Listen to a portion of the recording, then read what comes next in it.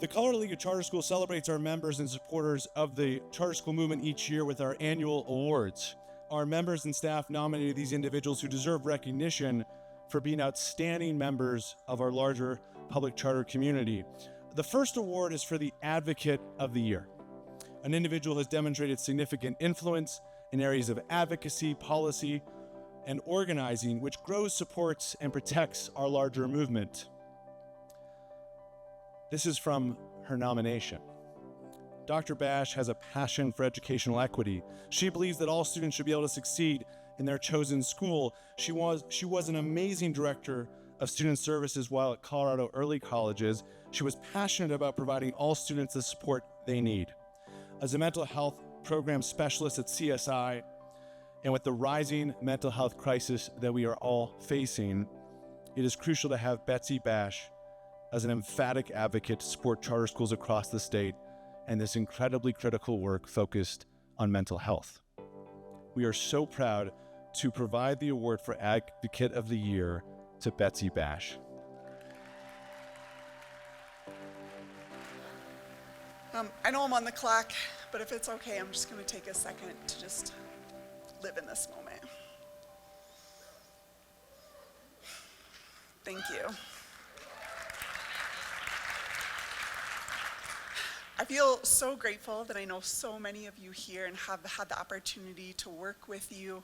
I want to thank Mary so much for the opportunity to be here and for the opportunity to have problems and barriers presented so that we could work creatively and think about problem solving. I just want to thank you for all the great work that we do together. When I was in first grade, my very first elementary school, we didn't have a playground. We only played on an asphalt lot. And what that meant is that one of the best and our favorite pastimes was for boys to push girls that had skirts on down on the ground so their knees got all bloody and scarred up. Whenever we would go to the adults in our schools, they would tell us two things. One, stop getting pushed down, and two, stop wearing skirts. That didn't feel like a great problem solving to me, even in first grade.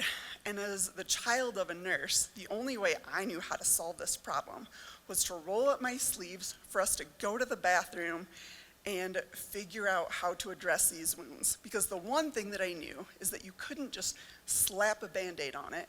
You needed to irrigate the wound to promote healing before you put a Band-Aid on. And then, of course, after the Band-Aid was on, we would go out and take it out on the boys. My bout of vigilante justice didn't last very long, but it did impart on me a very keen sense of justice and what is right, and how to stand up even when you don't know how to stand up or know what the right thing to do is. Working in charter schools means being surrounded by creative, thoughtful, and brilliant people all of the time that work towards systemic change quickly. And the wonderful tool that we get to wield in charter schools is school choice. School choice also means that we get a beautiful kaleidoscope of humans and students that come through our doors every day that we may not or may be prepared for. We get the opportunity to interact with beautiful babies that are born in all shapes and sizes and colors and brains and souls and hearts that maybe our educational system has deemed to be inconvenient. Babies that have been told that they're just not a good fit in their system, that they're not a good fit in our school. Babies that have been told that you're just a square peg and you just don't fit here. Babies that are so desperate to fit in, that they're so desperate to shear off those edges, to shear off so they could be round, so they could fit in. We should be the place that children fit in. We should be the place where our babies can be seen and receive an outstanding education. We should be the place that irrigates the wound of educational trauma and no longer uses the term, "this kid just doesn't fit here." I would love to challenge us all for the next year. What would happen if we took out of our vocabulary, "this kid just isn't a good fit here," and we took that child's hand and said, "I see you, I believe in you, and your square edges in all of their beauty are loved and accepted here, and you will get an outstanding education in our school." Thank you.